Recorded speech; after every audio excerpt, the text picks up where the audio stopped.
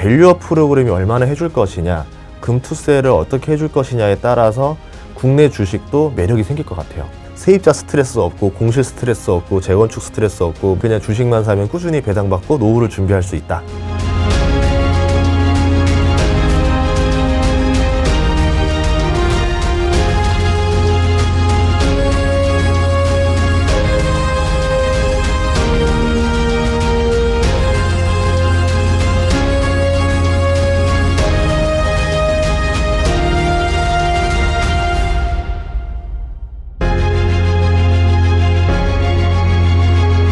네모 반갑습니다. 오늘은 전인구 소장님 오셨습니다. 반갑습니다. 아, 반갑습니다. 예. 왜 이렇게 텐션이 떨어져 있어요?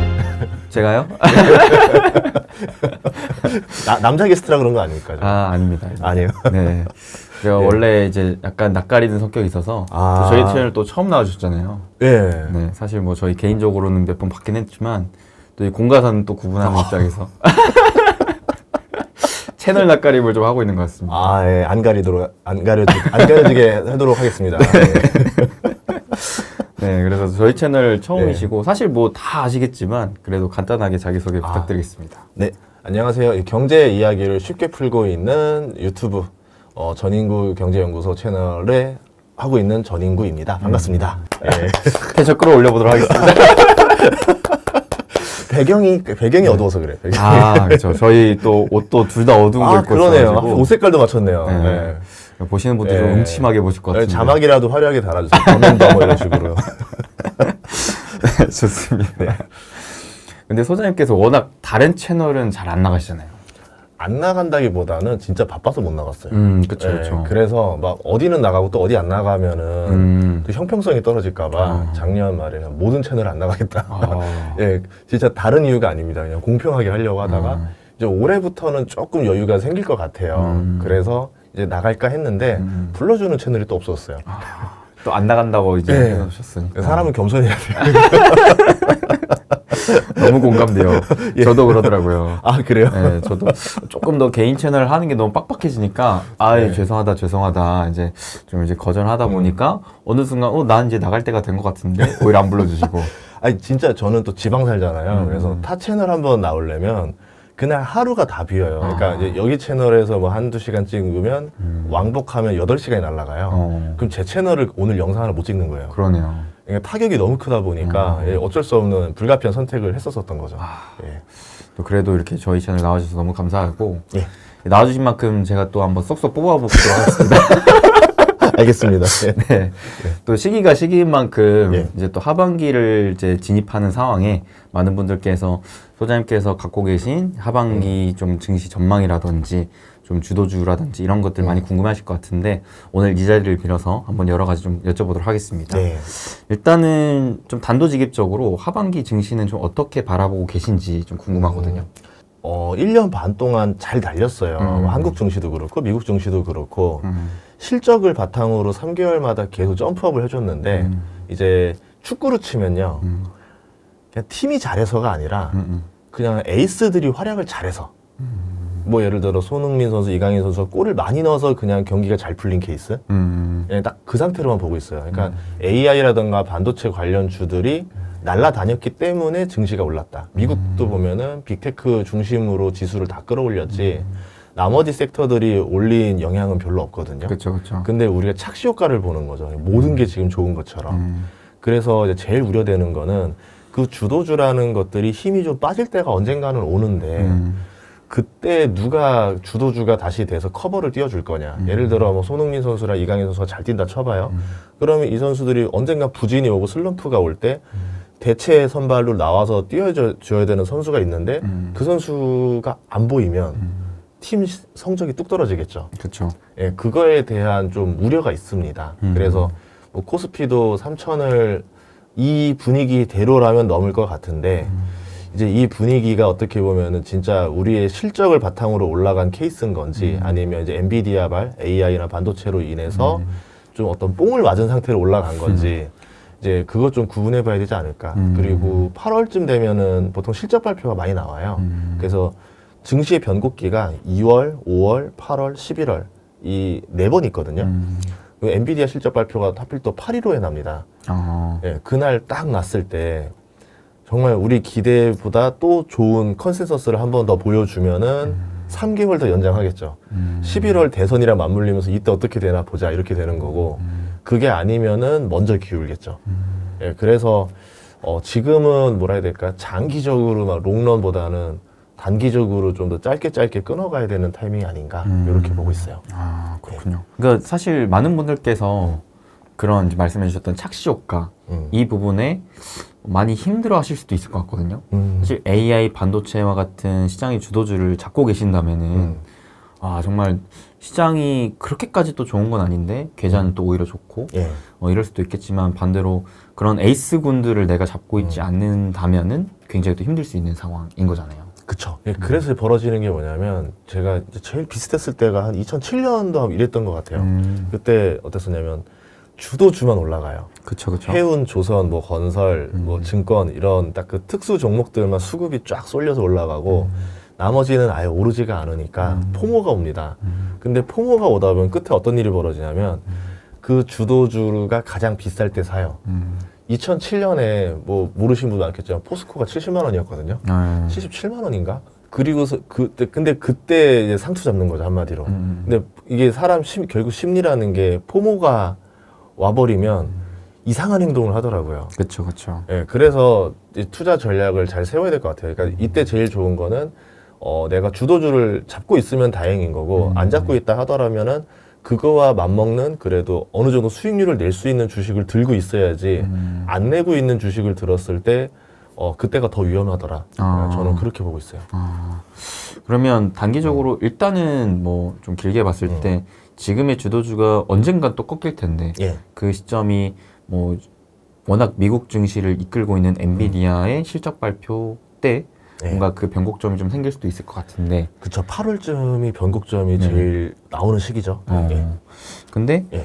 그 전까지는 그래도 좋은 주식들 위주로 좀 공략을 하는 게 좋고 네, 반대로 뭔가 주도주가 꺾일 때는 예. 전반적으로 좀 안 좋을 수 있으니까 주의하는 게 좋겠다라는 뷰인 거네요. 예, 그래서 만약에 대비를 하자면 기존의 주도주가 3개월 더 간다 보면은 뭐 홀딩을 하거나 뭐 이렇게 들고 가면 될 거고 아마 네네. 신규 매수하기는 꽤 부담스러운 자리일 거예요. 뭐 그쵸. 삼성전자만 해도 이제 벌써 9만 원 다 돼가니까. 그쵸.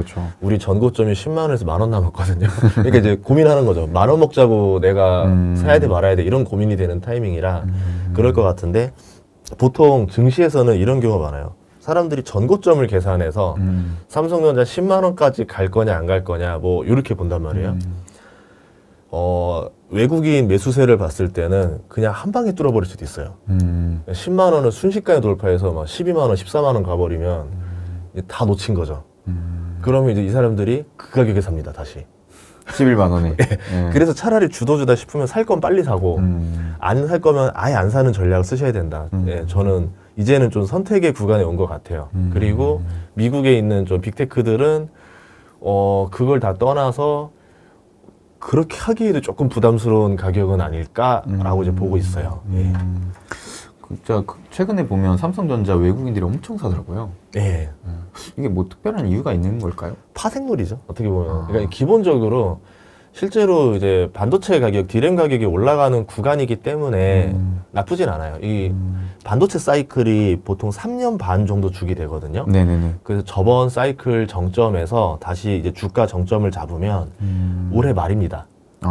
예, 그래서 아마 24년도 말이 네. 반도체 주가가 제일 높은 구간이면 3년 반이 딱 돼요. 올해예요. 그래서 하반기까지는 좀 가주지 않겠나라는 게 사이클 상으로 보는 거고. 네네네. 뭐 근데 AI라는 슈퍼 사이클이 왔기 때문에 이 사이클이 더 밀어갈 수도 있는 거고 아니면 엔비디아의 영향을 받은 사이클일 수도 있죠. 왜냐하면 기존의 디램 메모리 사이클이 아니라 HBM 사이클까지 먹고 올라간 거기 때문에 하이닉스가.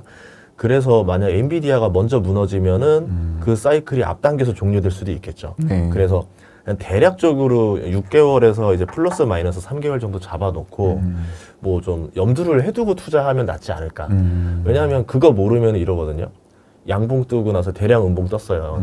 장대 음봉 뜨면은 아니야 다시 올라갈 거야. 2차 랠리가 다시 올 거야. 이렇게 해서 믿을 수가 있는데 이런 키친 사이클을 이해하고 나면은 아 이제 슬슬 수급 빠지나 보다.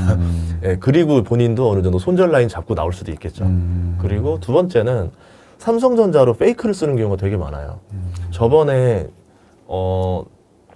1분기에서 2분기 사이에 외국인 선물이랑 그 삼성전자 가지고 노는 행동을 보면은 네. 선물을 한 달 동안 매수하다가 갑자기 마지막 2달 동안 5월, 6월 패대기를 쳤습니다. 선물로.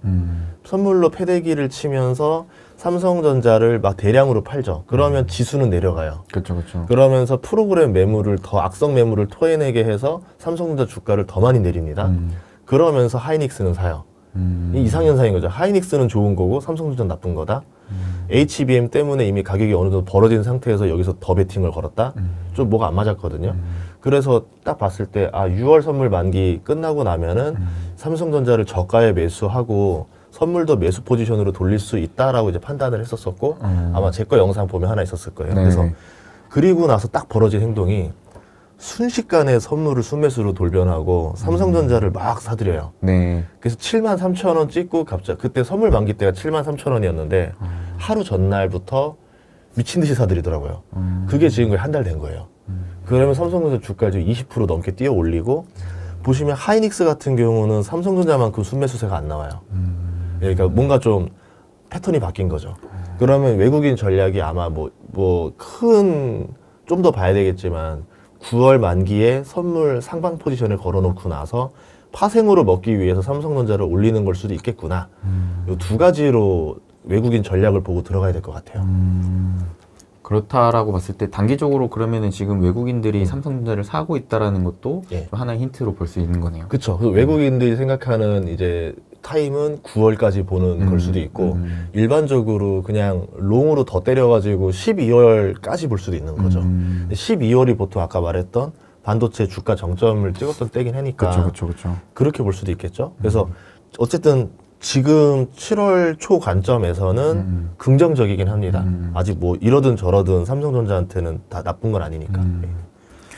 저도 개인적으로 반도체를 올해 상반기부터 계속 좋게 보긴 했는데 하반기부터는 좀 꺾이지 않을까 싶으면서도 한번 생각해 본 게 삼성전자가 10만 원 뚫는 순간부터는 좀 오히려 고점일 수도 있겠다라는 생각 가져봤었거든요. 예. 확실히 이 부분이 예.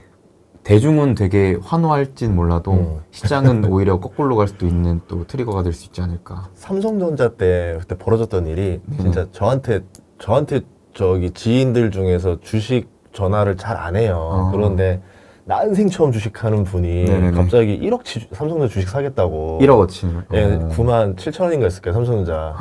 근데 굳이 저걸 왜 사셔야 하니까 아니라는 거예요. 저한테 강의를 해줘요. 아직 주식 계좌 이제 트신 분이 저한테 잘 들어봐. 삼성전자 15만 원 갈 건데 내가 1억을 투자해야 되겠다. 이제 그러면서 이때가 팔아야 될 때구나. 아마 그래서 제가 느끼는 고점 시그널은 뭐 파생으로 볼 수도 있겠지만 일반적으로 대중의 광기가 한계치까지 왔을 때가 이제 끝인 것 같아요. 대중의 관계의 끝은 언제냐면 여의도에서 뭐 객장에서 할머니가 아기를 업고 뭐 돈 싸들고 오면은 끝이라고 하는 게 뭐냐면 이제는 주식을 더 이상 안 할 사람들이 마지막으로 들어왔던 그 피라미드의 마지막 단계 사람들까지 끌고 왔을 때가 저는 마지막이라 봅니다. 네. 지금으로 치면은 정말 돈이 없고 힘들고 어려운 사람들이 삼성전자 사야 되겠다고 웅성웅성 되는 그때가 위험하다 보는 거죠. 그래서 엔비디아에 대해서도 이제 조금 걱정되는 우려가 뭐였냐면 전 세계적으로 아마 엔비디아에 대해서 웅성웅성이고 있을 거예요. 그러니까 주식의 주자도 모르는 사람이 엔비디아는 알더라고요. 제 친구도 최근에 주식 투자를 시작했는데 이 친구가 바로 엔비디아를 사더라고요. 그러면서 저한테 매일마다 갓비디아 막 이러고 있는데. 그러니까 이게 좋은데 그러니까 한국의 주도 테마랑 미국의 주도 테마주의 차이점이 딱 하나 있는 게 뭐냐면 한국 건 짧아요. 네, 그렇죠. 한국 안에서 돈을 긁어 올 사람은 한계가 명확하기 때문에 근데 전 세계에서 엔비디아로 끌고 오는 거기 때문에 조금 더 이 열풍이 길 수는 있어요. 근데 결국은 수급적인 상황에서는 들어올 사람은 한계가 명확하다라는 거죠. 그래서 그런 점에서는 조금 유의해야 되지 않을까. 그래서 이제 시스코 주가가 무너졌을 때를 한번 이제 염두에 보면은 네네. 시스코 실적이 나빠서 주가가 박살난 게 아닙니다. 닷컴 버블 때 시총 1위가 시스코였었거든요. 그렇죠. 그때 엔비디아랑 공통점이 뭐였었냐면 마이크로소프트를 제꼈다. 시스코도 마이크로소프트를 제끼고 시총 1위가 됐었고 엔비디아도 제끼고 1위가 됐었습니다. 그리고 둘 다 실적이 탄탄했다. 실적 성장세가 있었다. 근데 시스코는 실적 성장세가 있는 상태에서 무너졌다. 왜냐하면 가이던스를 나쁘게 봤어요. 계속 매년 25%씩 성장할 거로 봤는데 가이던스가 11%로 떨어지는 거예요. 그러면서 이제 이 투자 매력 없네로 뚝 떨어진 거죠. 그래서 엔비디아 2분기 실적은 아마 잘 나올 겁니다. 나쁘진 않을 거예요. TSMC가 워낙 잘 나왔기 때문에. 그래서 그게 문제가 아니라 그 엔비디아의 다음 분기, 다다음 분기 가이던스 전망을 어떻게 볼 거냐가 되게 잘 봐야 되겠죠. 물론 이제 젠슨왕 CEO 자체가 그런 거를 다 알고 있는 영리한 CEO라서 가이던스를 상향시킬 수 있을 만한 어떤 것들을 들고 오겠죠. 그러면은 이번 8월 달에 분기 발표 때 한 번 더 이 목표 주가를 상향시키는 뭔가 이벤트를 가져올 수도 있죠. 그러면 더 되겠지만 지금 그게 연속 분기를 꽤 오래됐거든요. 그렇죠, 그렇죠. 한 번 더 할 수 있다고 약간 좀 이제 뭘 끌어온다는 거야. 이제 알고 보면 이러는 거 아니에요? 지구는 GPU로 돌아갔다. 내 핵에 H300이 있다. 뭐 이런 식으로. 이제 그 정도 이야기를 하지 않는 한 이게 더 올라갈 수 있을까? 시총 1위까지 된 마당에 뭐로 더 끌어올리지? 수급을 블랙홀처럼 빨아들이고 있었어요. 그렇죠, 그렇죠. 그런 점에서 한계성은 좀 느껴지기 시작합니다. 그래도 한편으로는 이 수급적으로 봤을 때는 또 이 하반기에 그래도 금리 인하 뭐 한두 번 할 것이라는 전망이 계속 나오고 있기 때문에 그럼 금리 인하가 또 새로운 수급을 만들어내면서 또 올라갈 수 있지 않을까라는 기대도 있는 것 같거든요. 그게 지금 파월 의장이 이번에 발언하면서 하원 갔다 왔다 갔다 하면서 2번 발언을 연속을 했잖아요. 네네. 거기서 힌트는 다 줬어요. 진짜로 금리 인하에 대한 의지를 보여줬습니다. 뭐 여러 사람들은 이제 파월 의장 멘트를 보고서 그대로 표면 그대로 해석하시는 분이 있고 저 같은 경우는 이 사람이 쓰던 단어와 안 쓰던 단어가 갑자기 등장했을 때 빠졌을 때 그리고 뉘앙스 그리고 이걸 보는 거죠. 갑자기 화두를 고용으로 바꿔요. 옛날에는 물가만 얘기하던 양반이 그쵸, 그쵸. 고용은 정말 짧게 얘기했었는데 지금은 둘 다 위험할 수도 있다. 그러니까 둘 다 위험할 수 있다는 얘기는 뭐냐면 고용도 위험해졌다라고 이제 얘기를 해주죠. 그러면서 뭐 다음 날에는 4.1%까지는 뭐 낮은 괜찮은 상태다. 긍정적으로 보고 있어요. 그러면서 이제 실업률을 더 치고 올리겠구나라고 전 판단했어요. 파월 의장이 옛날 발언했던 게 뭐냐면 4.5에서는 위험하다라고 고통스럽다라고 발언하고 4.1에서는 괜찮다고 말을 해줘요. 그러면 그 어딘가에서는 이제 파월 의장은 허용하는 범위가 있다라는 거죠. 그러네요. 4.3, 4.4. 그래서 최근에 보면은 이제 샴 지표라는 게 있거든요. 그게 0.5%를 통과하면은 이제 경기 침체를 공식적으로 선언하게 됩니다. 근데 그 0.43이에요. 6월 달 기준으로. 그럼 이제 다음 달 기준 아니면 7월 아니면 8월쯤에 아마 경기 침체에 떨어질 거예요. 미국이. 공식적으로. 그러면 파월 의장이 원하는 건 뭐냐면 실업률이 더 올라가길 바라는 거예요. 지금. 이제 해서 아예 경기 침체 공식 선언하고 그 사이에 7월, 8월 CPI 발표 나온 게 뭐 2.9까지 정도 찍어준다더라. PC도 2% 초반대가 나와준다더라. 그러면은 이제 파월 의장은 금리를 내릴 수 있는 핑계가 나온 거죠. 이제 경기 침체가 공식 선언을 했고 실업률이 뭐 4.3, 4.4면은 이제 고용이 너무 위험해지기 시작했다. 그런데 다행스럽게도 물가는 2%대로 들어오면서 시간의 문제지 서서히 우리가 인플레이션의 종료를 문제 종료를 선언해도 될 상황이 되어가는 것 같다. 만약에 고용이 튼튼하면은 금리 인하를 못 합니다. 그래서 약간 의도하는 게 실업률이 더 올라가길 바라는 게 아닌가. 그래서 9월에 금리 인하를 하려고 지금 작업 중이 아닌가. 제가 본 큰 그림은 그거였어요. 그러면서 증시가 또 환호했어요. 그러니까 증시가 파월 의장 발언하면서 2번 올랐는데 그렇죠, 그렇죠. 저는 제가 한 해석은 그거였었습니다. 네. 근데 그렇다는 얘기는 뭐냐면 이미 선반영 다 해먹었다는 얘기죠. 그래서 걱정되는 거는 물가. 그래서 파월 의장은 지금 물가를 떨어질 거라고 베팅을 걸고 지금 금리 인하를 할 예정이라는 거잖아요. 네. 만약에 추석 언저리쯤 해서 CPI가 다시 들어 올라가면 어떤 일이 벌어질까 싶은 거예요. 연준이 금리를 유지하는 상태에서 CPI가 뭐 3.1, 3.2, 3.3 이렇게 가는 건 괜찮아요. 그렇죠, 그렇죠. 어쨌든 우린 고금리 유지하고 있으니까 떨어질 거라는 기대감을 갖고 있는데 만약에 금리 인하를 한번 하는데 그때부터 CPI가 3.1, 3.2, 3.4, 3.4가 옵니다. 무서워지는 거죠. 그렇죠. 다시 올려야 되는 거 아니야? 이러면서 아서번즈 얘기 나오기 시작하고 그 연준이 방향성을 잘못 잡은 거 아니야? 연준의 실책 아니야? 이런 혼돈의 얘기가 나올 수가 있겠죠. 네네. 그렇게 되면은 하필 11월에 선거도 있는데 꽤나 좀 매크로 환경에서는 좀 약간 신뢰성이 떨어지지 않을까? 예, 그게 제일 걱정되는 우려예요. 그래서 그렇게 되면은 개별주가 아무리 실적이 잘 나와도 그렇게 한마디로 매크로가 개판이 되면은 조금 주도주의 좀 수축이 나올 수 있지 않을까? 그래서 조금 그 추석에서 11월 사이쯤을 좀 우려하는 거로 보고 있어요. 근데 저희 쪽에서 데이터도 생각하면 영상은 찍지 않고 CPI만 제가 일주일 동안 고민한 적이 있었거든요. 이제 그래서 영상을 자주 못 찍어요, 가끔씩. 그 한번 빠지면 그 연구를 하느라고. 상품 물가가 좀 걱정이 돼요.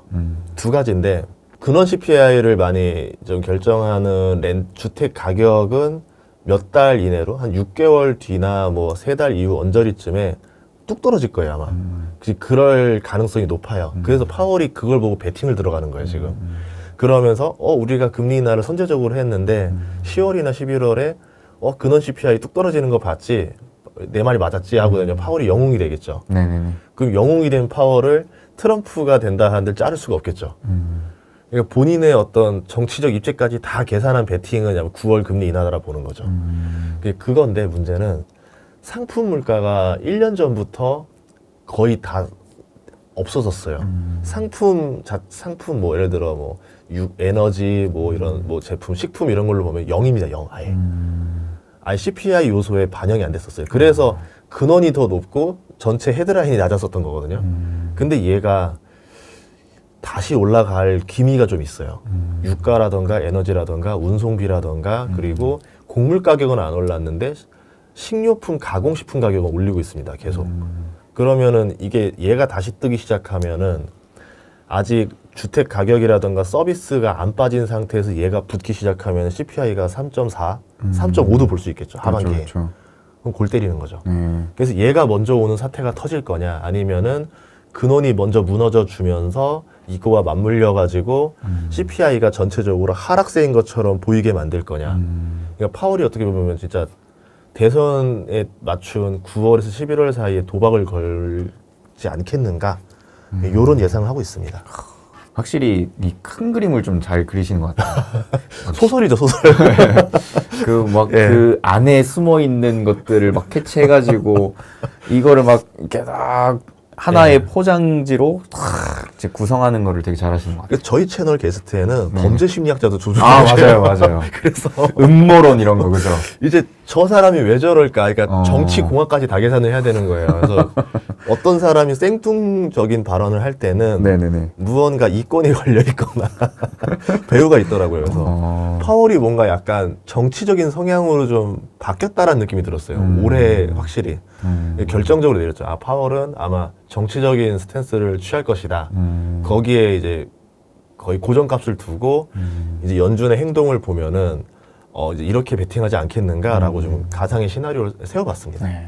확실히 이 주식 재테크 관련 채널들이 대부분 뭔가 기사나 리포트나 이런 보여진 데이터들을 보고 해석하고 그 안에 인사이트를 이제 넣는 것들을 컨텐츠화 하는데 소장님 채널은 좀 완전히 반대더라고요.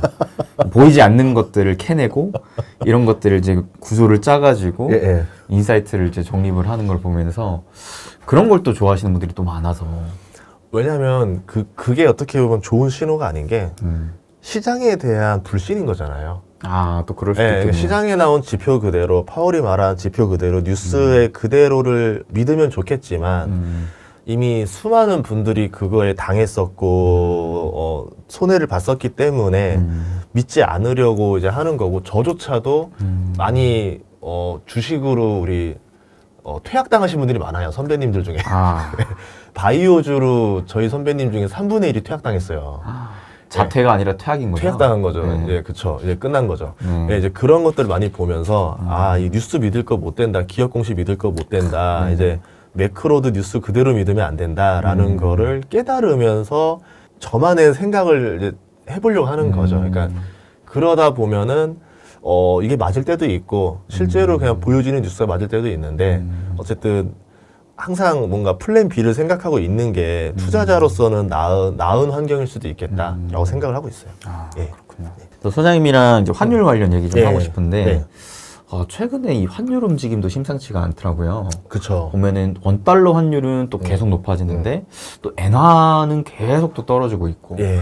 이런 방향성에 있어서 굉장히 환율 시장이 좀 어지러운 것 같은데 좀 이런 환율 시장이 왜 이렇게 지금 흘러가고 있고 앞으로 좀 어떻게 보고 계신지 궁금하네요. 이게 알면서도 대응할 수 없는 상황이에요. 지금이 딱. 환율은 예측이 불가능한 영역이고 만약에 그렇죠. 환율만 예측할 수 있다면은 FX 마진 하시는 그 환율 트레이더 많잖아요. 그렇죠, 그렇죠. 때도 멀겠죠. 네, 예, 근데 이게 예상대로 가진 않습니다. 그래서 그렇게 한데 지금 상황을 분석해 보자면은 긍정적으로 보고 있어요. 환율이 가라앉을 거에서는 정 베팅으로 보고 있죠. 큰 문제가 없다면 환율은 내려올 것이다. 왜냐하면 무역 수지 흑자랑도 연관이 많이 있습니다. 결국은 들어오는 달러가 많으면 문제가 없거든요. 네네. 뭐 환율이 높든 낮든 간에 외환 보유고가 넉넉해지기 시작한다. 앞으로 삼성전자, 하이닉스, 우리나라 기업들이 수출이 너무 잘 돼서 들어올 달러가 잔뜩 쌓여 있을 거고 예상되는 달러 수입원이 넉넉히 있다. 그런 상황에서는 당연히 뭐 환율이 높다 하더라도 우리나라 입장에서는 위기가 아니잖아요. 그렇죠. 외환위기 가능성만 없으면 되는 거예요. 네네. 환율이 높고 낮고는 상관없어요. 그런데 지금 뭐가 뭐냐면 우리나라 외환 보유고는 엄청 튼튼해요. 세계 뭐 7위, 8위권으로 굉장히 튼튼한 국가인데도 불구하고 우리가 뭘 우려하냐면 중국이랑 일본 때문에 그래요. 그 외환위기가 97년 그때 왔을 때만 해도 패키지로 들어가요. 일본에 문제가 생기면 한국이 아무리 외환 보유고가 많다 한들 외국인은 그런 거를 인정해주지 않습니다.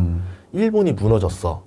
같이 빼는 거죠. 중국이 무너졌어. 같이 빼는 겁니다. 그렇죠, 그렇죠. 그래서 한국의 영향과 상관없이 그냥 중국과 일본에 끌려다니는 환율 상태다라 볼 수 있을 것 같아요. 그래서 만약에라도 뭐 환에 문제가 생겨서 더 올라간다라 그러면 뭐 이제 외국인들은 패시브적으로 자동적으로 뭐 주식을 빼고 뭘 하겠죠. 그럼 당연히 뭐 주가가 나빠지고 이렇게 할 수도 있는데 그거는 대한민국의 기업들의 이유가 아니라 중국과 일본의 핑계로 떨어지는 거기 때문에 오히려 이때가 이제 한국 주식을 싸게 살 수 있는 기회가 아닐까라고도 생각을 해요.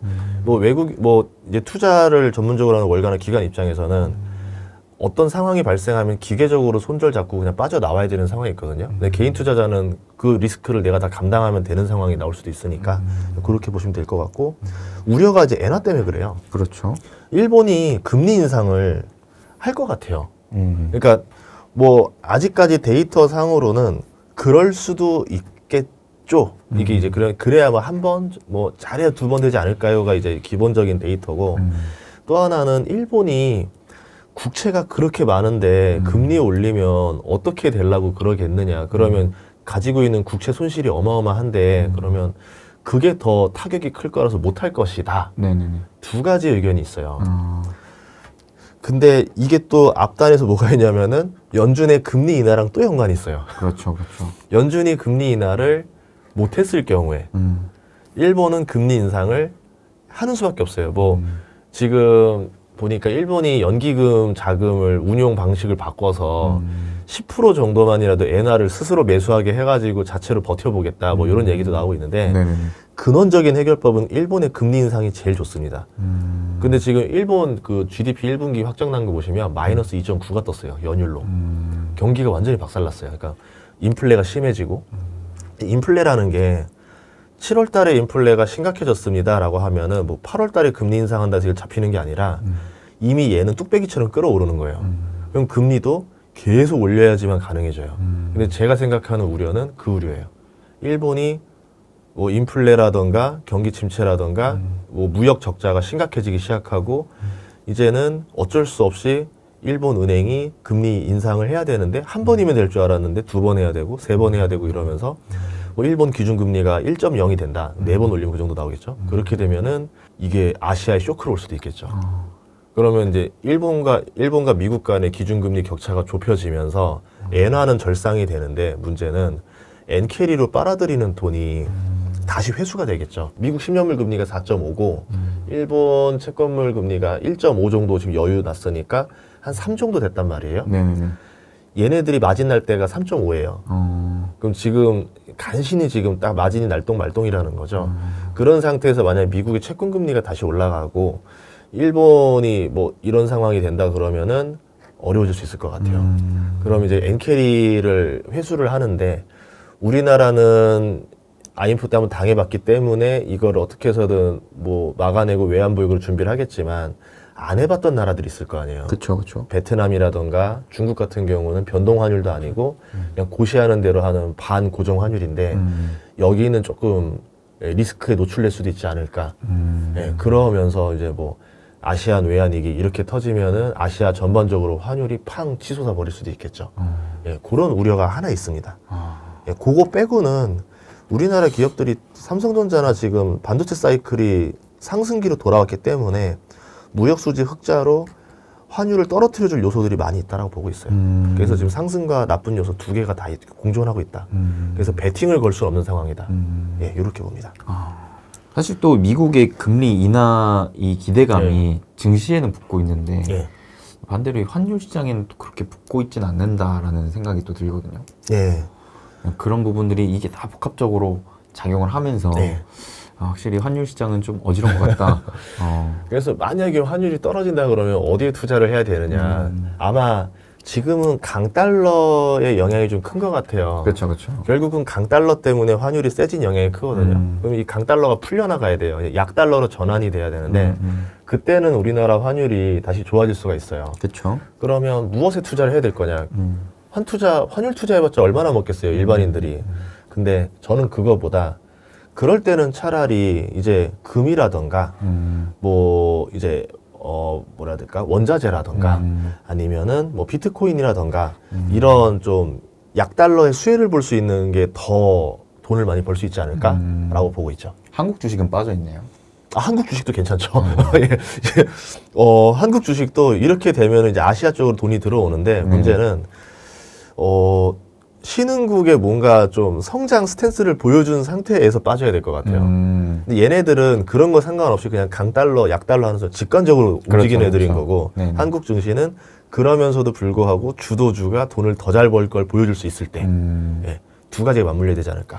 특히나 또 이 미국 장세가 강세 흐름에서 약세 흐름으로 바뀔 때 주로 원자재 또 사이클이 오잖아요. 네. 그래서 뭐 금도 그렇지만 이제 원자재도 좀 봐야 될 때가 아닌가 생각도 들거든요. 원자재 괜찮아요. 지금 원자재는 수요와 공급이잖아요. 그렇죠, 그렇죠. 그런 지금 아시아 경기나 이게 되게 나빴어요. 중국 때문에 수요가 많이 바닥이었었어요. 근데 중국이 바닥인 상태에서도 수요가 올라오는 게 있습니다. 철강 이런 거. 네네네. 인도 때문에. 인도가 제2의 중국이 되려고 하면서 엄청나게 원자재를 블랙홀처럼 빨아들이고 있어가지고 그래서 수요가 나쁘지 않은 상태였었어요. 근데 여기서 약달러까지 더해진다? 그러면 원자재 가격은 더 올라가겠죠? 그렇죠. 그 상태에서 중국도 경기 회복을 시작하려고 한다?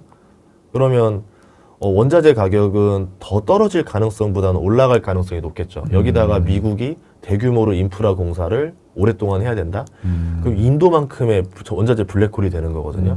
그 원자재 블랙홀이 그동안은 근 20년간은 중국밖에 없었는데 중국 빼고 지금 인도, 미국 여기다가 중동도 하고 있고 여기서 만약 중국까지 변한다 하면은 원자재 대란이 뭐 한 근 5년 뒤, 10년 뒤에는 예상해 볼 수 있겠죠. 네. 좋습니다. 근데 이제 아직 그거 5년, 10년 뒤는 너무 먼 이야기고 예. 또 우리 한국 투자자분들은 또 워낙 성격이 급하지 않습니까? 롱 아니면 숏인가요? 네.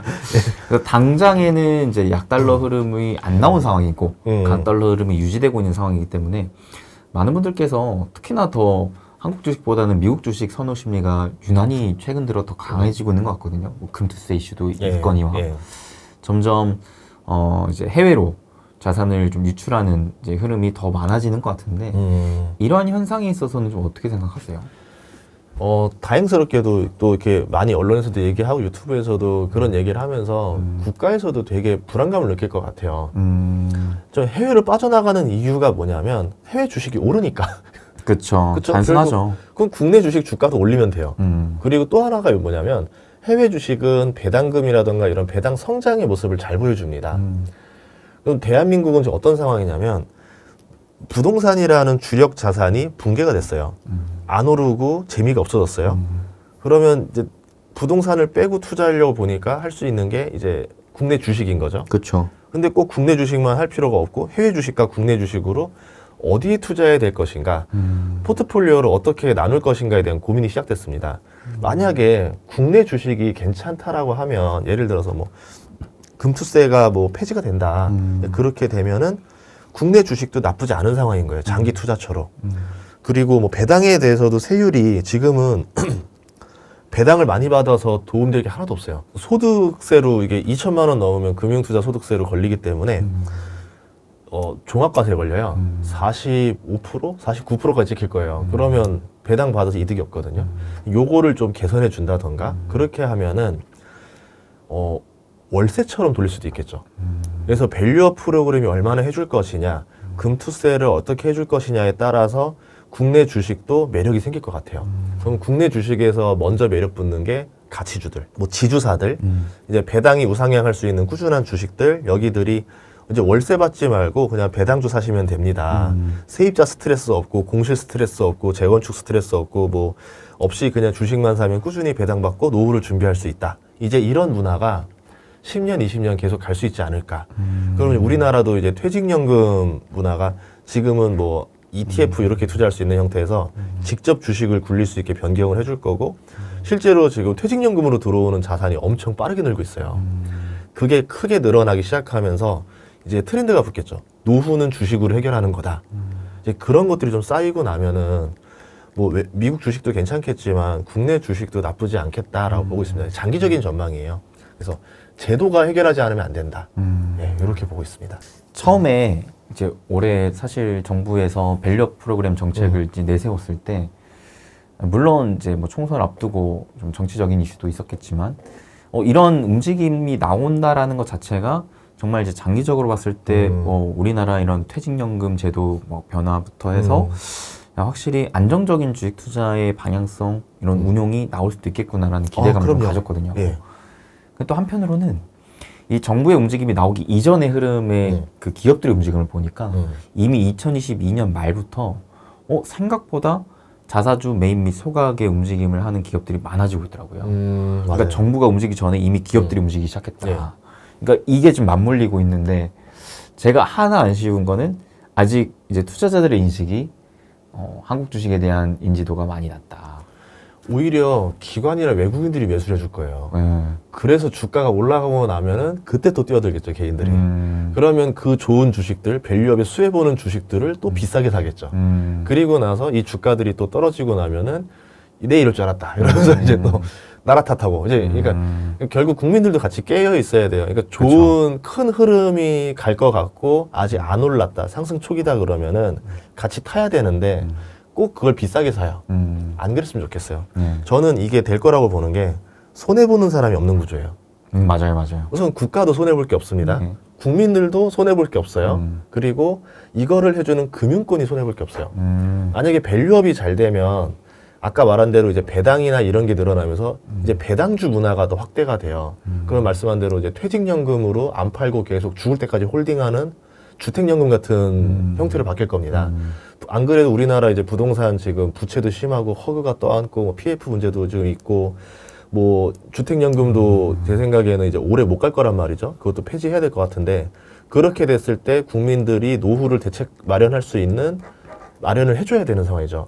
그래서 이제 개별적으로 퇴직연금이나 이런 데 투자해서 자기 돈 불려라. 이렇게 되면 퇴직연금은 돈이 쭉쭉 들어오는데, 이랬을 때 돈 버는 데가 우리 뭐 미래에셋이라던가 이제 삼성이라던가 한국투자라던가 초대형 자산 운용을 가지고 있는데 이 대형 증권사들이 또 수혜해요. 그렇죠, 그렇죠. 그러면 서로 이익 보는 구조가 딱 맞물렸잖아요. 부동산에서 주식으로 전환. 그럼 피해보는 쪽은 뭐 부동산이 되겠지만 이 큰 흐름이 일로 움직이게 되면은 결국은 이게 추진되지 않을까라고 생각해요. 뭐 예를 들어서 뭐 펀드나 ETF를 쥐고 있는 이 증권사들인데 만약에 밸류업에 긍정적인 역할을 하는 기업들이라 그러면은 이제 돈이 들어가겠죠. 투자금이 들어가고 뭐 IPO가 유리해지고 뭔가가 될 거 아니에요. 그러면은 서로 좋아지니까 이렇게 바뀔 수밖에 없지 않을까 생각을 하고 있습니다. 예. 확실히 저도 좀 응원을 하는 바이긴 한 것 같아요. 이게 뭐 주식 투자자로서도 그렇지만 이제 대한민국 국민으로서 이런 흐름이 나와만 준다면 참 경제적으로 선순환 구조가 좀 더 그려지면서 실질적인 이제 국민의 소득 수준도 좀 높아지고 좀 더 삶이 좀 풍요로워지는 구조가 좀 나올 수 있지 않을까 자연스럽게. 그래서 미국이 사실 우리가 부러워하는 게 바로 그러한 구조인 거잖아요. 네. 투자자로서. 우리나라도 빨리 그런 구조가 좀 나오길 간절히 바라봅니다. 예, 알겠습니다. 그래도 소장님이 참 멋있는 게 되게 그런 이슈가 있을 때마다 좀 뭔가 앞장을 서는 듯한 느낌을 받거든요.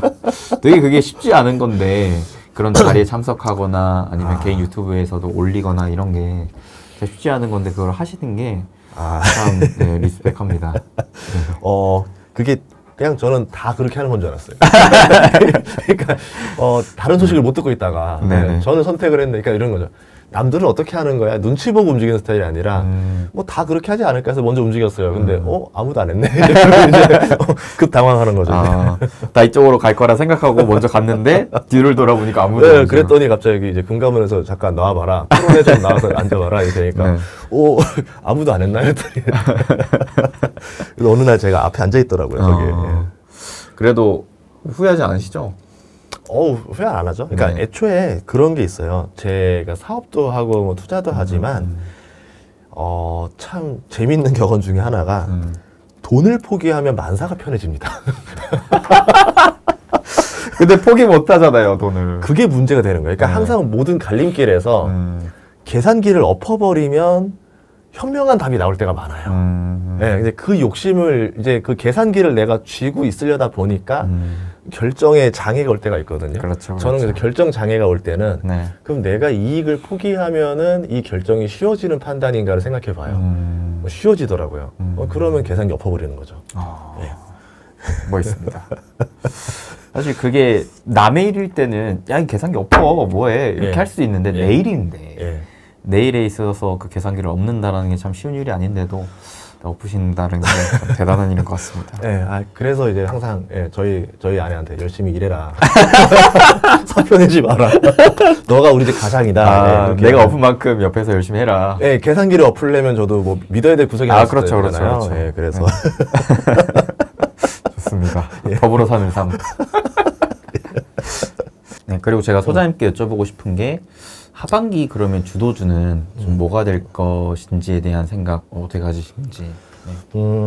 이렇게 생각을 해요. 지금 주식 투자하면서 의아한 점이 하나 있었어요. 코인도 신고가를 한번 뚫었었고, 그렇죠. 미국 주식도 신고가를 뚫고 국내 주식도 꽤 좋은 분위기인데 왜 열풍이 안 불까? 신규 유입자가 없어요. 그렇죠. 네, 그래서 느꼈던 건 돈이 없다 지금. 사람들이 돈이 없는 상태에서 소수 종목으로만 지수가 올라간 상태인 거지 거래량이 활발해지면서 모두가 돈을 만져보는 상황은 아니라는 거죠. 맞아요. 최근에 이제 제가 뭐 은행들 다니면서 뭐 대출이나 이런 거 물어보거든요. 지금 자영업자들 폐업률이 엄청 높아요. 그래서 뭐 지금 그 폐업을 하게 되면 나라에서 좀 뭐 보증기금 나가고 이런 것도 있는데 그것도 거의 한도치라고 하더라고요. 이제는 정말 상황이 좋지 않다라고 하는 걸 보면서 이번 상승이 이례적으로 막 더 올라가기에는 개미가 붙지 못하는 상태다. 그러면 주도주의 한계가 있거나 시장 자체도 끌어가는 힘의 한계가 있을 것이다. 미국도 올렸던 게 이제 뭐 영래포라든가 이제 이제 단기 채권 발행해서 나온 돈을 가지고 헤지펀드한테 밀어서 헤지펀드가 다시 매수를 해서 막 끌어올리는 일종의 유동성 놀이를 해서 가능했던 거지. 개인이 붙어서 올라간 상황은 아니거든요. 이런 상황에서 우리가 조금 걱정을 해봐야 된다 싶죠. 제가 주식 투자를 할 때 큰 흐름 볼 때 어떻게 많이 하냐면 군사 전략으로 많이 봐요. 대규모 전쟁을 일으켰던 게 우리가 2020년, 21년입니다. 막 국력을 다 동원해서 주식에 막 코스피에 뛰어들고 미국 주식에 뛰어들었는데 장렬히 전사를 했어요. 코인과 함께. 그럼 다음번에 전쟁을 일으키려면 곡식도 다시 쌓아둬야 되고 백성들이 그 젊은 청년층이 다 죽었으니까 다시 어린 유소년층이 다시 올라와서 다시 또 청장년층이 돼야 되고 그 좀 회복이 돼야 되는 시기가 필요해요. 근데 그 시기 없이 23, 24에 다시 또 전쟁을 또 일으켰어요. 2년 만에 전쟁을 일으켰기 때문에 과거와 같은 병력을 뽑아낼 수 없다는 거죠. 그런 점에서 주도주 하락세가 오면 굉장히 빠르게 하락할 수도 있겠다라 보는 거죠. 기업의 실적과 무관하게 그냥 돈이 쫙 빠지는 그런 상황도 우려를 해야 되지 않을까가 제 1번. 주도주가 빠졌을 때 새로운 주도주가 채워주면 상관이 없는데 빠지고 채워주는 애가 없으면은 누가 다음 주도주를 메꿀 수 있을 것인가. AI가 너무 큰 주도주였었어요. 그렇죠. 뭐 자율주행 정도가 갑자기 대세화가 된다 하더라도 받아줄 테마가 별로 없어요. 그러니까 테슬라 혼자 받아야 돼요. 뭐 관련주로 막 이렇게 큰 회사들이 없거든요. 그러면 주도주라고 보기 좀 애매하거든요. 아니면 뭐 우주가 된다던가 우주가 돼도 받아줄 주도주가 없고 뭐 로봇이 된다 하더라도 조금 애매하고 그럼 어떤 주도주가 나와서 지금 AI를 받아낼 수 있을 것인가. 반도체나 AI가 그냥 사이클상 더 치고 올라가는 거 외에 방법이 없거든요. 그러면 그게 없었을 때 빠진다? 꽤나 좀 어려운 장이 될 수도 있다라 봤었어요. 그래서 기본 전략은 뭐냐면 그냥 안시성에 들어가서 버텨야 된다. 이제 좀 추석 이후의 전략은 하반기 안시성 전략. 안시성 전략. 전쟁을 내가 막을 수는 없어도 성은 지킬 수 있는 전략을 써야 된다는 거죠. 그러니까 개별 기업들 중에서 어떤 지수의 하락이나 주도주의 없음에도 불구하고 버텨내는 종목들은 따로 있을 거예요. 큰 매크로와 상관없이 그런 기업들에 좀 투자를 해놓고 좀 버텨야 되는 상황이 올 수도 있지 않을까라고 보는 거죠. 예, 그런 기업들에 있으면은 방어적인 전략을 써야 되지 않을까? 예, 그게 1번이고 그렇게만 하면 또 우리나라 투자자들 안 좋아해요. 돈을 벌어야 된다. 그렇죠, 그렇죠. 투자를 돈을 지키려고 하는 게 아니라 벌려고 하는 거니까 예. 대부분 거죠. 상승장에 중독되고 나면은 하락장에 계좌가 쓸려나갈 수 있다라는 생각을 못 해요. 아, 그렇죠, 그렇죠. 그래서 자꾸 벌어야 된다라는 생각을 하기 때문에 네네. 이제 이 사람들의 어떤 그걸 만족시키려면 그냥 단순하게 안시성으로 들어가세요 그럼 들어가지 않을 겁니다. 그렇죠. 우리가 이기고 있는데 왜 내가 성 안에 들어가야 돼 이러니까 그래서 이제 좀 뭔가 다른 미니 주도주들을 잘 대비해야 된다.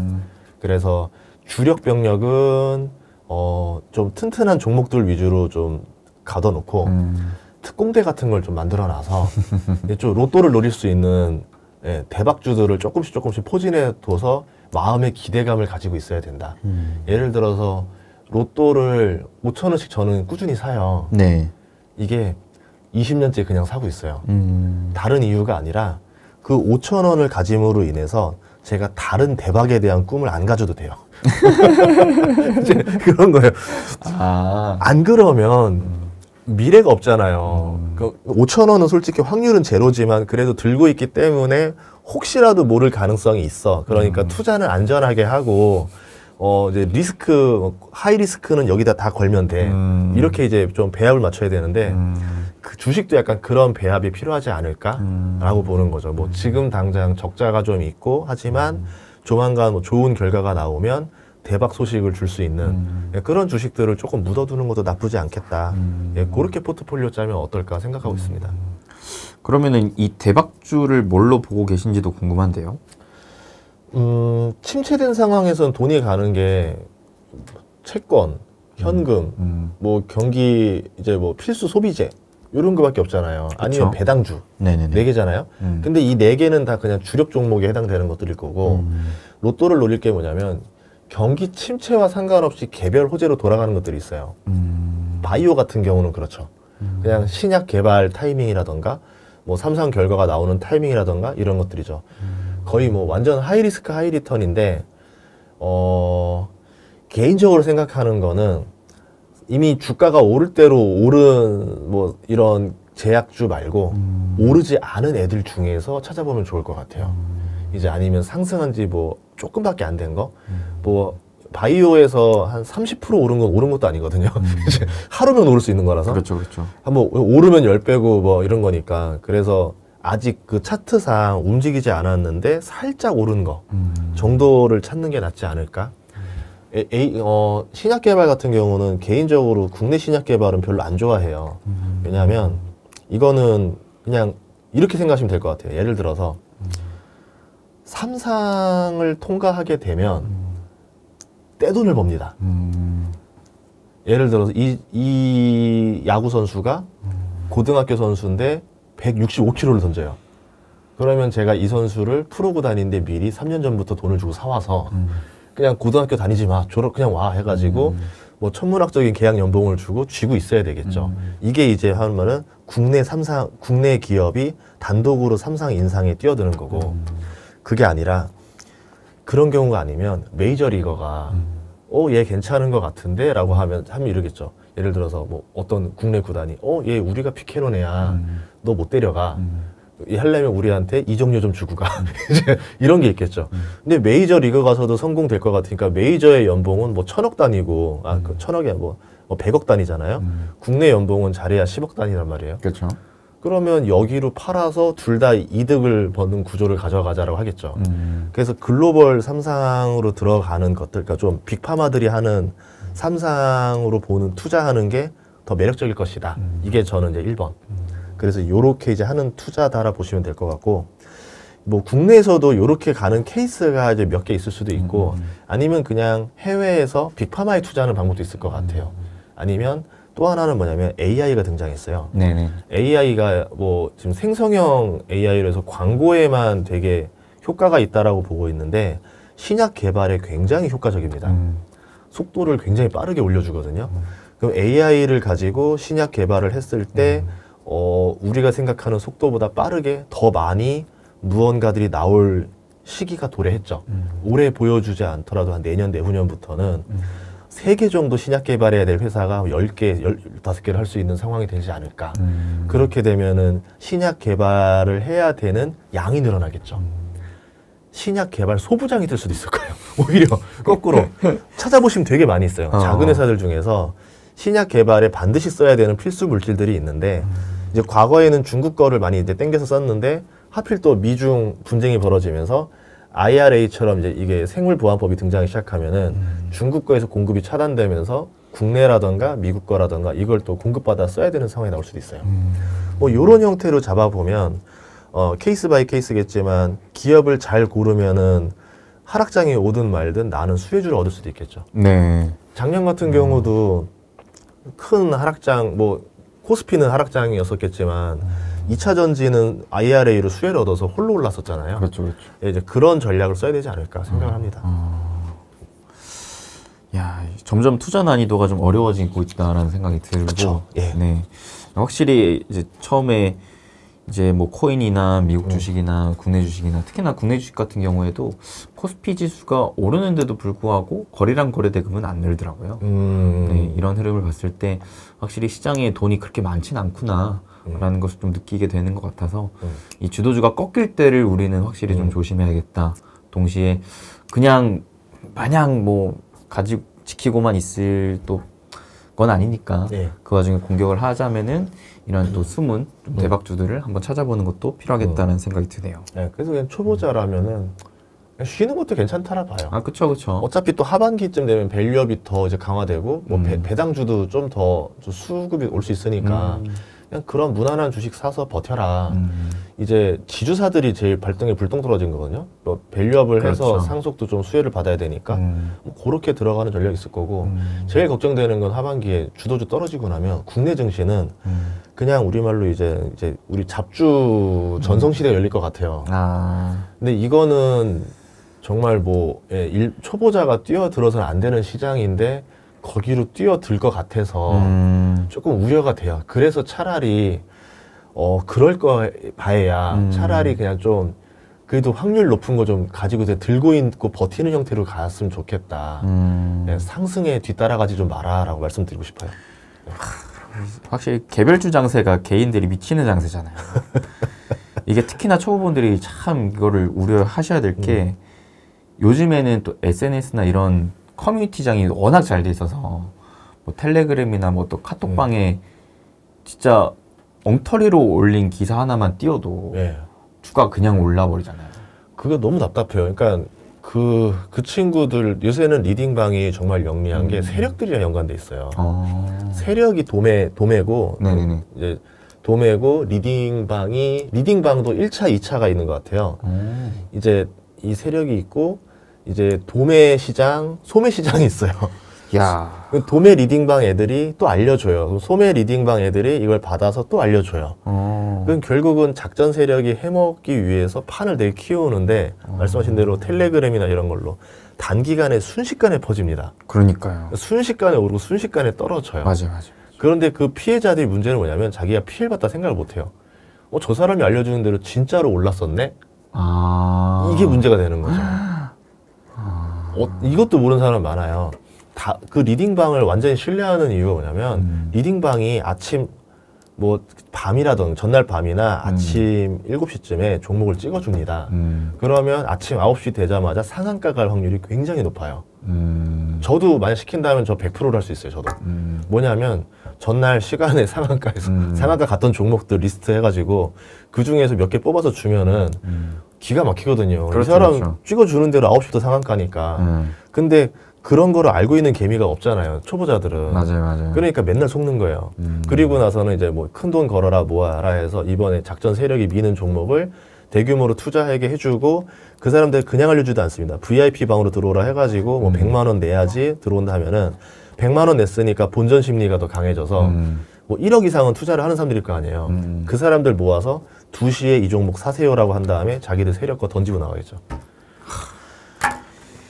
야, 근데 수사를 별로 안 해요. 그래서 답답하고. 이거 엄청 큰 문제인데요? 아니 어떤 세력들도 있는데 네네네. 최근에 이슈됐던 세력들 잔당 세력들도 있어요. 네네. 이 세력도 여러 가지 있는데 이 세력들이 자기네들 깜빵 갈 거 아니까 깜빵 가기 전에 마지막으로 몇 개만 더 해먹고 가겠다고 하면서 돌리고 가는 사람도 있어요. 이것들 야, 답답해 죽겠어요. 예, 이거는. 근데 또 그런 와중에 이런 사람들이 저희 같은 사람들을 막 얼굴 팔아갖고 사칭도 사칭하잖아요. 있고, 예, 사칭도 하고. 근데 좀 답답합니다. 이거는. 참 이게 사실 이런 놈들이 나쁜 놈들인 거는 맞는데 일단 우리가 이런 거에 속지 않아야 된다는 거를 좀 먼저 말씀드리고 싶어요. 사실 이것도 어찌 보면 당하는 사람이 있기 때문에 자꾸 그거를 악용한 사람들이 나오는 거라고 생각하거든요. 그쵸. 네. 그러니까 이게 근데 주식을 다 모두가 처음 시작했을 때 어떻게 시작했나를 생각해 보면은 태생적으로 속을 수밖에 없어요. 학교에서 교육받은 적도 없고. 그럼요. 받은 게 없잖아요. 그냥 그렇죠. 그래서 제가 이번에 금감원 3차 가서 그거를 지적했어요. 금융교육 좀 제대로 좀 했으면 좋겠다. 그냥 주식 계좌 아무나 라이센스 다 발급 나오게 하고 교육도 없이 바로 시작하게 하니까 이렇게 리딩방으로 바로 가지 않냐. 실제로는 금융교육 이런 영상들도 있지만 의무사항이 아니다 보니까 그렇죠. 공부 안 하고 들어가는 게 너무 많은 거죠. 근데 선물이나 옵션이나 ELW 같은 경우는 교육하라고 하고 예탁금 걸게 해서 이렇게 좀 문턱을 이렇게 높여놨는데 그거 없이 하니까 자꾸 된다. 그러면 최소한 그거 교육 이수라도 좀 하는 게 좀 의무적으로 낫지 않겠는가. 만약에라도 국가에서 이제 그런 의무사항으로 교육이 필요하다라고 하면은 저도 그렇겠지만 다른 다 유튜버들 솔직히 그거 다 무임금으로도 다 할 사람들이다. 그렇게 좀 해주셨으면 좋겠다. 말씀드리고 왔었죠. 네. 역시 또 좋은 일 하셨습니다. 아니, 이제 좀 불러줘야죠. 말로는 다 할 수 있습니다. 네. 저도 사실 유튜브를 처음 시작할 때 가졌던 마음이 그런 마음이었거든요. 왜냐면 저는 성격상 어렸을 적부터 내가 겪었을 때 좋은 거는 남한테도 해주고 싶고 내가 겪었을 때 안 좋은 거는 굳이 남한테 하고 싶지 않는 좀 성격이 있어서 그래서 군대 있을 때도 내리사랑 갈굼을 제가 좀 끊고 왔거든요. 네, 근데 제가 이 주식 투자를 참 어렸을 적 너무 이 매력에 빠져가지고 되게 잘 하고 싶었는데 그때 누구도 막 이렇게 알려주는 사람이 없는 거예요. 심지어 저에게 권유를 했던 어머니도 뭔가 이제 공부를 해서 누구한테 배워서 한 게 아니라 진짜 그야말로 귓동량으로 계속 하셨던 거다 보니까 야, 이거를 어렸을 때부터 사실 가장 중요한 건 결국 우리가 야, 좋은 학교 가야 돼, 좋은 직장 가야 돼, 이런 것들이 결국 돈 많이 벌고 잘 살기 위해서인 것 같은데 실상 그 돈에 대해서 알려주는 사람이 아무도 없는 게 이게 좀 어불성설이지 않을까? 좀 이상하다. 그래서 어렸을 적부터 확실히 금융교육, 경제교육이 좀 필수로 자리 잡았으면 좋겠다라는 생각에 저는 유튜브를 시작할 때도 뭐 나도 물론 부족하지만 조금이나마 그래도 나보다는 좀 더 모르는 사람들한테 조금이라도 알려줄 수 있지 않을까라는 생각이 좀 시작을 했던 것도 있는데 아무튼 이런 게 좀 구조적으로 좀 만들어졌으면 좋겠다는 생각이 드네요. 예, 요새 MZ식으로 만들어야 됩니다. 관공서 그 주식교육 보면은 네. 교수님이 나와서 60분 동안 칠판 가지고 설명하잖아요. 10대 애들이 그 영상 절대 안 보거든요. 일단 60분이 뜬 것부터가 일단 뒤로 가기 눌러야 됩니다. 그것도 있어요. 네. 빨리빨리 넘기기도 안 돼요. 그 시간 다 맞춰놔가지고 네. 다 들어야 되고 이러니까 안 되고 차라리 쇼폼으로 만들었으면 좋겠어요. 1분짜리로 50개를 만들던가 네. 그렇게 하는 게 더 10대들한테 효과적이다. 그렇죠, 예. 그렇죠, 그렇죠. 저는 그렇게 말씀드리고 싶어요. 네. 어떻게 제안 오면은 찍으실 건가요? 그럼요. 그러려고 아예 저 그 하는 날 저기 금감 원장님부터 시작해서 앉아있어요. 거래소 이사장님. 소름 끼쳐. 금융투자교육 네. 이렇게 썼잖아요. 그래서 네. 왜 말했으니까 말한 사람이 책임져야죠. 뭐. 저도 뭐 네. 부족하지만 혹시라도 뭐 필요한 게 있으면은 네. 달려가겠습니다. 다 불러주세요. 유튜버는. 네. 이렇게 끌고 가겠습니다. 네. 그럼 또 이렇게 저희 채널에 나와주셔가지고 또 되게 다양한 말씀, 또 재미있는 말씀도 많이 해주셨는데 끝으로 저희 시청자분들께 한마디 해주시고 마무리하겠습니다. 네, 주식이라는 거는 이게 참 열려야 되는 것 같아요. 그러니까 내가 갇힌 생각만 가지면 안 되고 예를 들어서 거시경제도 공부하면 좋고 기업 분석도 하면 좋고 재무제표도 잘 보면 좋고 대중에 대한 어떤 흐름이라던가 이런 지표들도 잘 보면 좋은데 내가 너무 한쪽에만 몰입되어 있지 않나라는 생각을 계속 상시 자신에게 경고를 했으면 좋겠습니다. 그렇게 해서 생각을 유연하게 만들면은 좋은 투자 기회가 지금 이 순간에도 또 오더라고요. 그래서 내가 너무 가진 거에만 이걸 지켜야겠다, 이걸로 먹겠다 이런 욕심을 좀 버리시고 좋은 게 있으면 언제든지 받아들이겠다 이런 마음으로 투자를 하시면 좋은 결과 있지 않을까 기대해 보도록 하겠습니다. 네, 이렇게 해서 오늘 또 전인구 소장님 모시고 또 다양한 이야기 나눠봤습니다. 워낙 또 다른 채널 바쁘셔가지고 이제 못 나갔었는데 오늘 이렇게 저희 채널 특별히 나와주신 만큼 우리 여러분들께도 좋은 시간이 되었길 바라봅니다. 그럼 우리 여러분들 하반기 투자 함께 또 응원하면서 마무리하겠습니다. 네, 여러분 행복 되세요.